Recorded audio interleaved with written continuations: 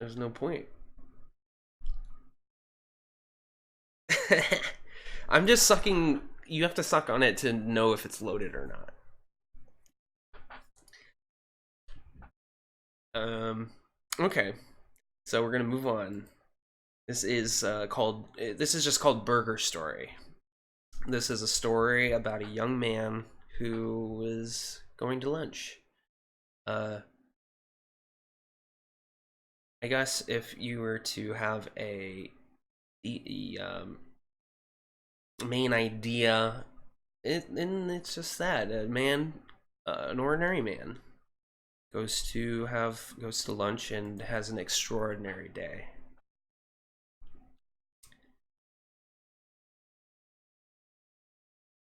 All right, the man of our story, man goes into the restaurant looking for a hamburger. It's a nice restaurant, perfect place to get one. He goes to the counter, says hello, nice day today, huh?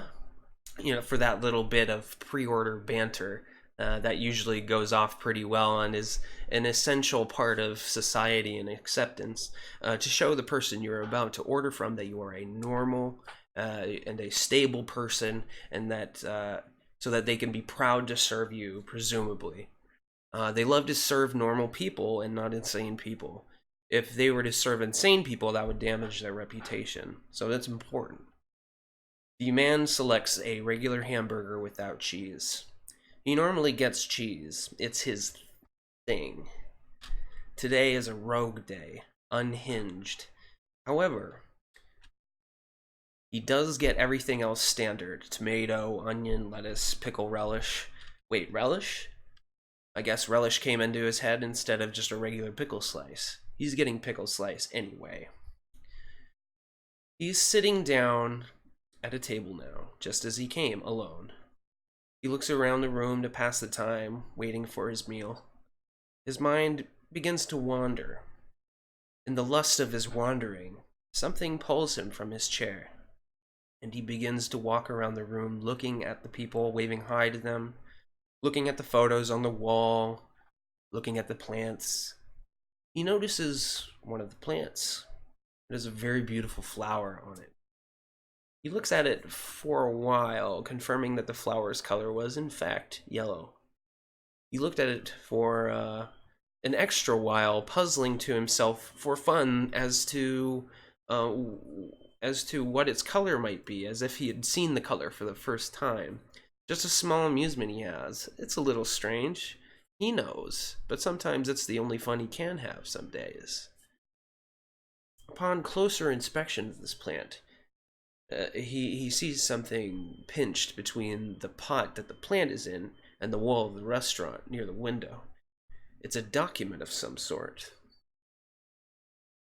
He picks it up, unfolds it, and begins to read it. What he finds has astonished him. It's a college degree, and not just any college degree, a master's degree. Just right here, a master's degree in this very restaurant. And it's all his. He starts to get very excited, and it's getting to be too much for him. He starts to dance and prance around. He finally has his very own college degree. In his elation, he kisses a man sitting at another table. He knocks over some napkin containers. He makes a small mess that no doubt is peeving the employees of this place. It's not enough to have his own college degree, though. He decides to do something with it. He leaves the hamburger place in a storm. The man thinks to himself, I feel like Marilyn Monroe. I'm going to change the world now that I have this.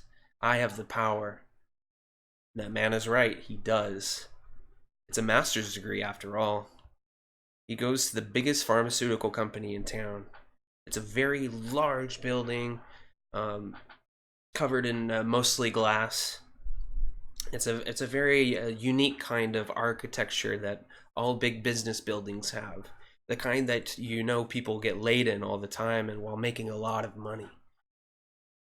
The man enters the building and he tries to walk past the security desk and into the elevators, but is stopped by a very, very, very, very large man who's apparently former CIA.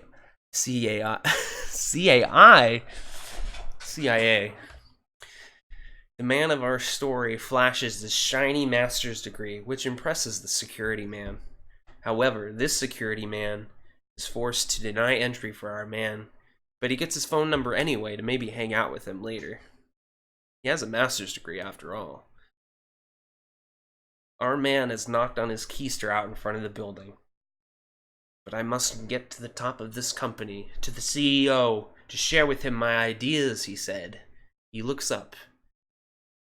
He notices that this building is basically 800 million miles tall, he thinks. The man has a sudden swell of courage, and the Fig Newton has entered. Welcome. I will get that to you soon, after this delicious story. 800 million miles tall, he thinks. The man has a sudden swell of courage and runs around the street corner. He finds a busker in the street, a disabled one by the looks of it. It's a blind man, and you can tell that because he has sunglasses on, a cane, and a sign he's holding in front that says blind.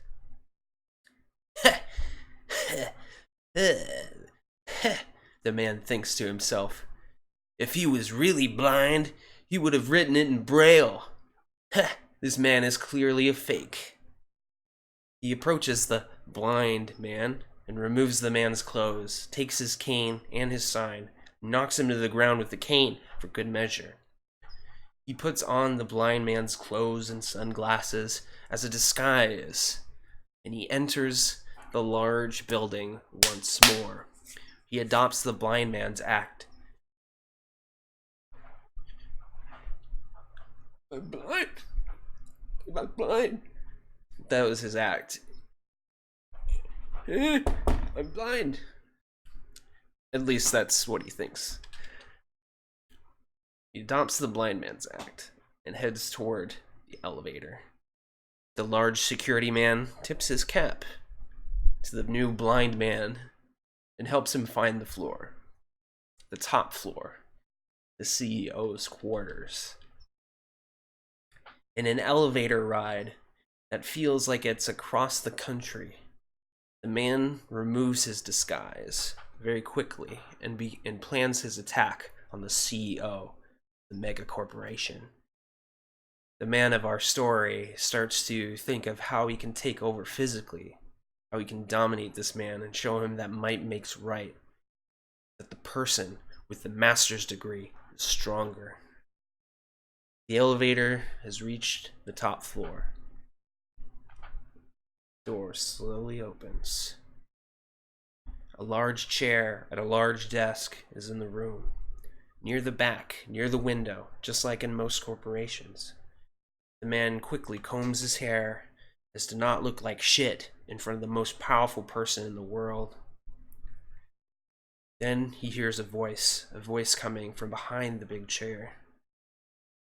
I've been waiting for you, mister, it says.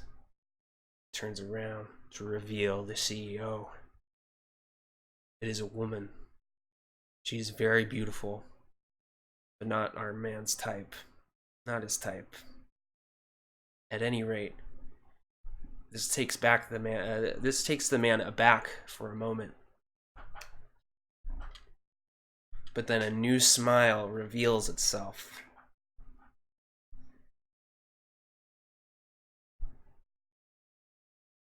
One that's all the more excited for combat with a powerful woman. She leaps from her chair, attacking our man of our story, having the first strike. They are evenly matched in very long combat, it seems. It is a very heated battle until something absolutely amazing happens. A helicopter appears outside the CEO's window, briefly halting their fight before a large swarm of missiles and gunfire barrage the office. It is a group of mercenaries hired by a competing megacorporation in a routine military attack on another megacorporation, as they often do. The man of our story, against his better judgment, leaps from the building. Powerful woman CEO at this point has retrieved her emergency minigun and is open firing on the helicopter, which is still firing at her as well. It's unclear as the fate of these two parties, because at this point, the man of our story is wet and concerned about only himself, which is now plummeting to the ground at incredible speed. He looks around for anything that might help him survive, but there's nothing. Nothing but air. Not even anything else, just air. He closes his eyes and says a gentle prayer only to himself that not even an omniscient narrator would know, and strikes the ground to his death.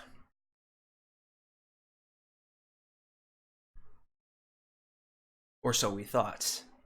The man of our story awakens on the pavement in front of the large building, shocked and puzzled that he is still alive.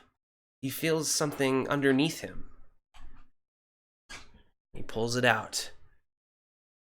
It turns out to be his master's degree. It saved him. It took the blow. It saved his life. It then starts to fall into pieces. Shreds of paper in the wind. The man of our story placed his hand over his heart, for he loved that master's degree and all it had done for him. He stood up, and for the last time, the man of our story walked away onto our new adventure. The end. You sucked what?